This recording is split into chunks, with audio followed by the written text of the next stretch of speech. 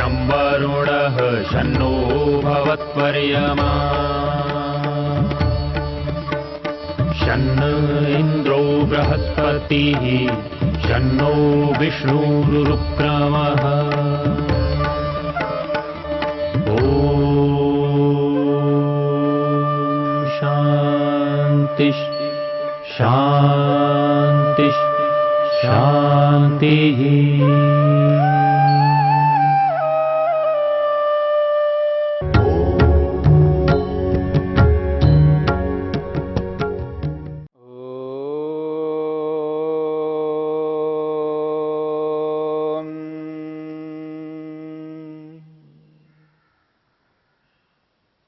साधन पाद के 18वें सूत्र को लेकर के हम विचार कर रहे हैं। प्रकाश क्रिया स्थितिशीलम भूतेन्द्रियात्मकम भोगापवर्गार्थम दृश्यम।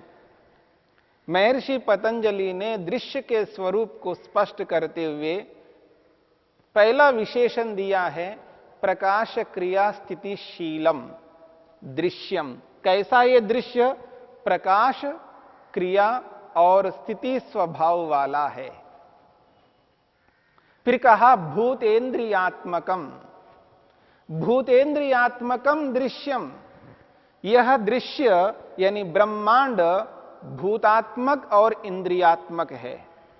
भूत स्वरूप में और इंद्रिय स्वरूप में ही ये सारा का सारा ब्रह्मांड है। संपूर्ण ब्रह्मांड में दो प्रकार के पदार्थ हैं, एक भूत रूप में और एक इंद्रिय रूप में। भूत रूप में 10 प्रकार के पदार्थों को बताए हैं, जो कि 5 स्थूल भूत और 5 सूक्ष्म भूत। और जो इंद्रियात्मक के रूप में जो ब्रह्मांड है, दृश्य है, वो 13 पदार्थों के रूप में है। 5 ज्ञानेन्द्रियां, 5 कर्मेंद्रियां, एक मन, एक अहंकार और एक महत्तत्व यानी बुद्धि। ये भूतात्मक और इंद्रियात्मक दृश्य है। भूतेन्द्रियात्मकम दृश्यम। कोई यह न समझे कि केवल यहां पर 23 प्रकार के पदार्थ हैं। हां, यदि इस रूप में देखा जाए तो ये 23 प्रकार के पदार्थ हैं, पर जो पंचमहाभूत हैं, उन पंचमहाभूतों को मिला करके जो पदार्थ बनाए गए हैं, वो पदार्थ गिनती के नहीं है, उसकी गणना नहीं कर सकते। वो अनगिनत हैं, असंख्य है। अर्थात पंचमहाभूतों को मिला करके न जाने परमपिता परमात्मा ने कितने प्रकार के पदार्थों को उत्पन्न किया है। उन समस्त असंख्य पदार्थों को एक प्रकार से भूत स्वरूप ही कहा जाता है। यानी पंचमहाभूतों को मिलाकर के ही बनाया गया है, इसलिए ये भूतात्मक है।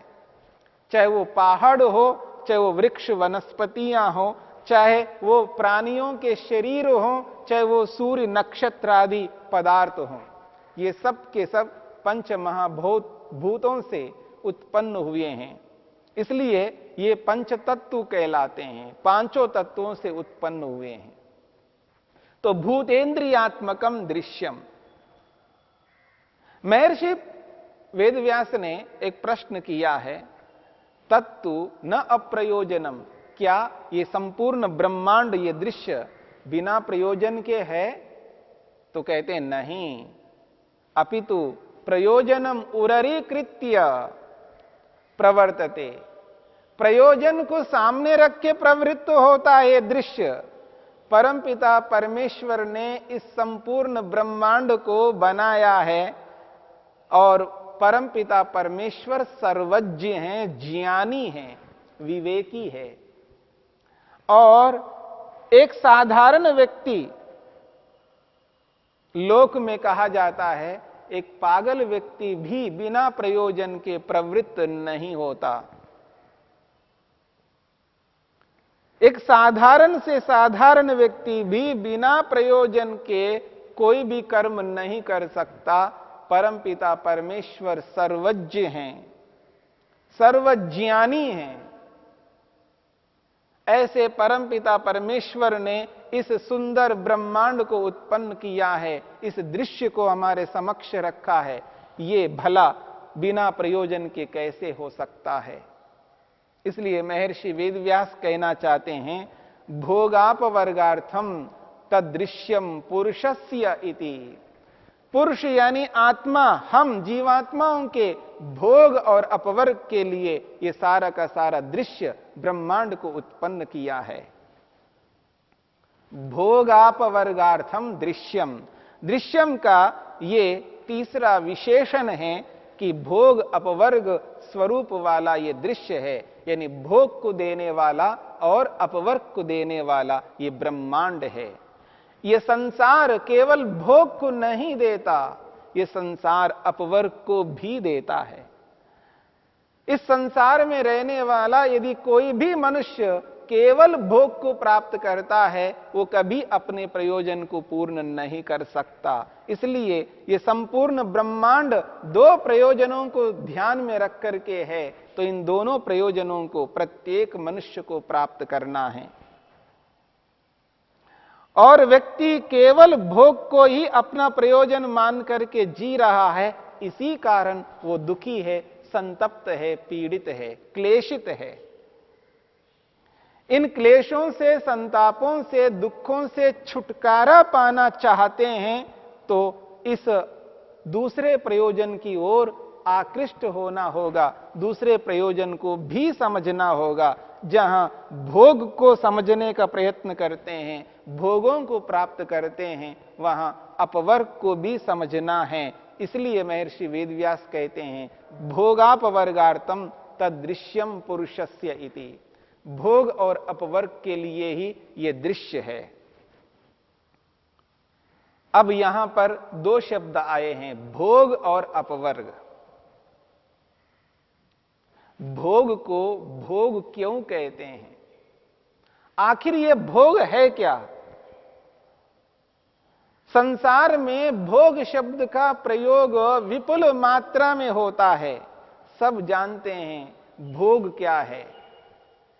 फिर भी यदि किसी से पूछा जाए भोग कहते किसे हैं, किसका नाम भोग है, भोग की परिभाषा क्या है, किसे भोग कहना चाहिए, इस बात को समझाने के लिए महर्षि वेदव्यास ने यह स्पष्ट किया है।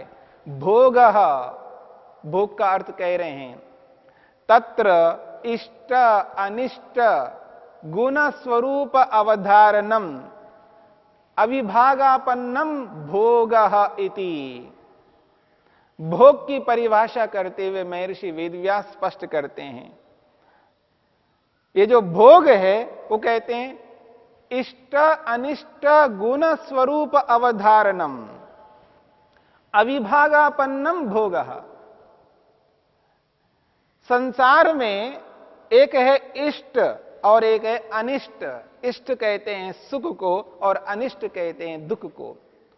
गुण स्वरूप अवधारणम, गुणों में यानी सत्व रज तम रूपी गुणों में, प्रकृति में, इस प्रधान रूपी दृश्य में दो स्वभाव हैं, एक इष्ट और एक अनिष्ट स्वभाव, यानी सुख स्वरूप और दुख स्वरूप।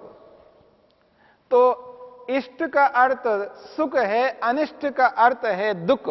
तो सुख दुख स्वरूप वाला ये जो दृश्य है, इसका निर्धारण करना, ये सुख है और ये दुख है। सुख और दुख का जो निर्धारण हो रहा है, ये कैसा हो रहा है? तो महर्षि वेदव्यास कहते हैं अविभागापन्नम। अविभागापन्नम, ये जो निर्धारण करने वाला है वो पुरुष है, आत्मा है, यानी हम लोग हैं। संसार में सांसारिक पदार्थों को देख करके इष्ट क्या है, अनिष्ट क्या है, इसका जो निर्धारण है वो हम ही करते हैं। और कैसे करते हैं? तो कहते हैं अविभागापन्नम, अपने आप को और उस इष्ट या अनिष्ट कारक जो पदार्थ है उसको, दोनों को अलग ना करके, दोनों को एक मान करके हम निर्धारण करते हैं। आपने सुना है समाधिपाद में। समाधिपाद में वृत्ति सारूप्यम इतरत्र, इस सूत्र में आपने स्पष्ट रूप से अनुभव किया है वृत्ति सारूप्यम क्या होता है। एकमेव दर्शनम ख्यातिरेव दर्शनम, एक ही ज्ञान होता है। यानी जड़ और चेतन को अलग नहीं समझ पाता है व्यक्ति, जड़ और चेतन को मिला करके एक ही ज्ञान करता है, यही तो भोग है। उसी बात को यहां पर महर्षि वेदव्यास ने साधन पाद में स्पष्ट किया है। वहां वृत्ति सारूप्यम के रूप में स्पष्ट किया है, यहां भोग शब्द से स्पष्ट किया है। अंतर शब्दों में है और अर्थ में अंतर नहीं है। इष्ट और अनिष्ट, सुख और दुख का जो निर्धारण आत्मा करता है, वो निर्धारण अपने आप को उसके साथ जोड़ करके निर्धारण करता है। जब कोई रूप, रस, गंध, स्पर्श, शब्द अपने समक्ष आता है, ये सब आते हैं, उस स्थिति में मन उनके साथ जुड़ जाता है और मन उस रूप, रस, गंध, स्पर्श, शब्द को आत्मा के समक्ष दिखाता है, तो उस रूप, रस, गंध को और आत्मा अलग नहीं मानता है, उनको अपने अंदर प्रविष्ट मानता है, उनको अपने आप मानता है।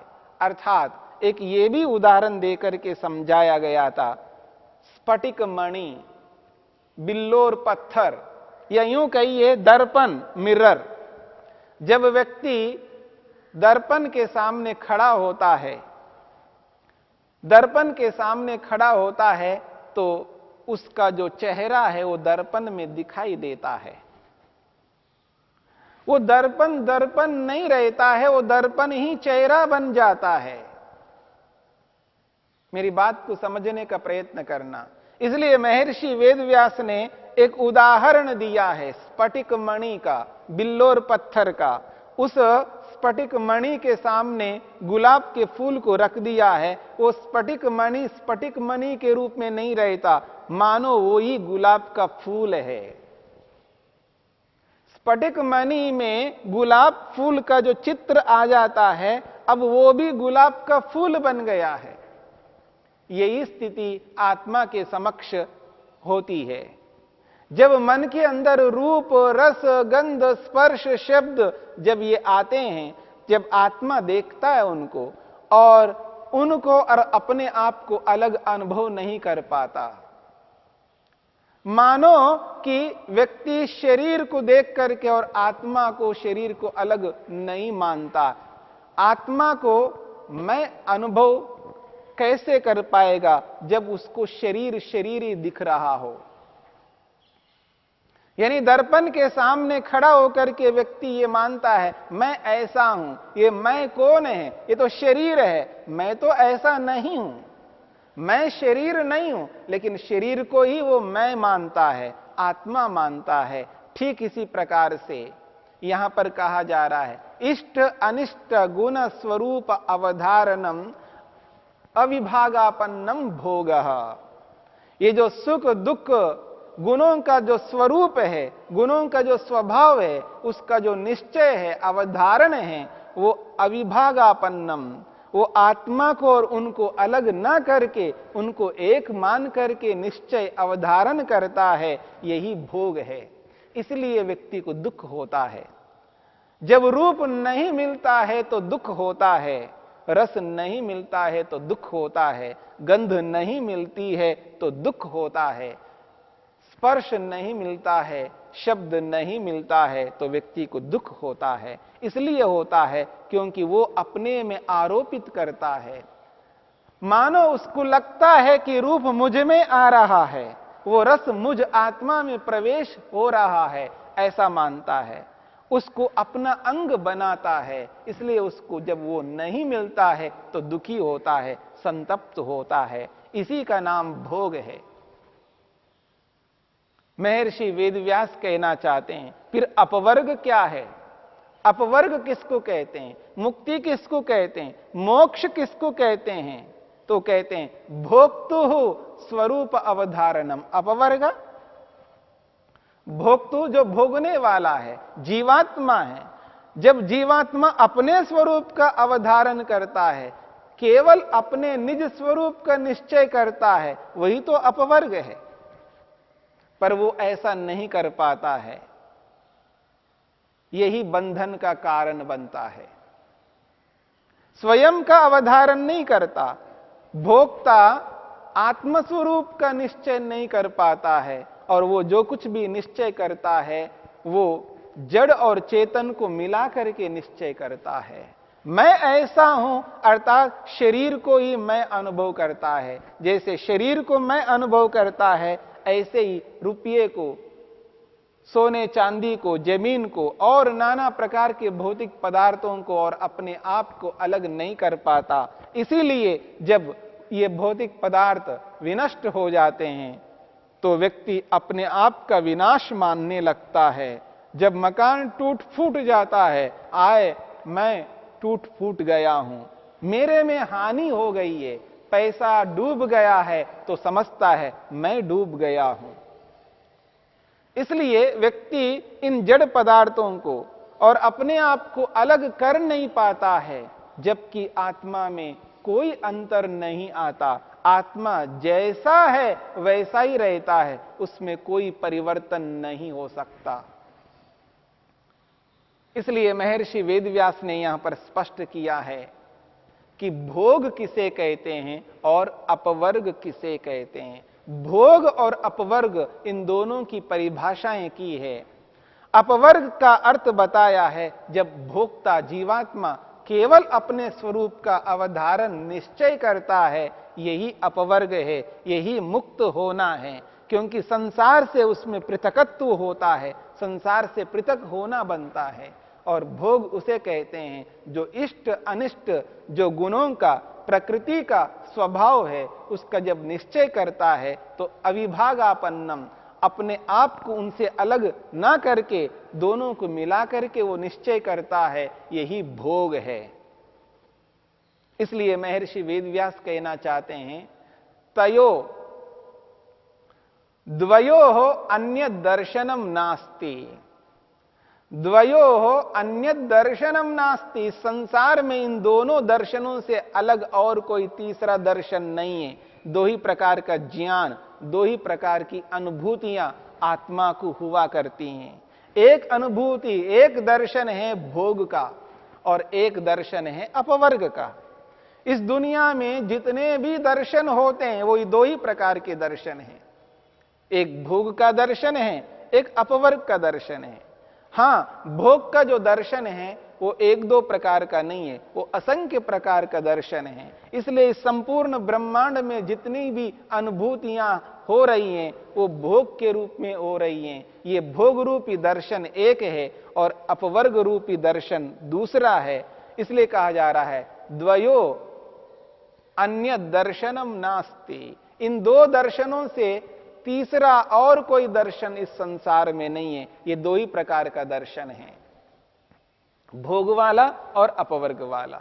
इन दोनों दर्शनों को जान करके भोग का दर्शन तो हम निरंतर करते ही जा रहे हैं, लेकिन अपवर्ग का दर्शन करना बाकी है। उसी अपवर्ग वाले दर्शन को हमें अपनाना है, अपना करके ही अपने प्रयोजन को हम पूरा कर सकते हैं।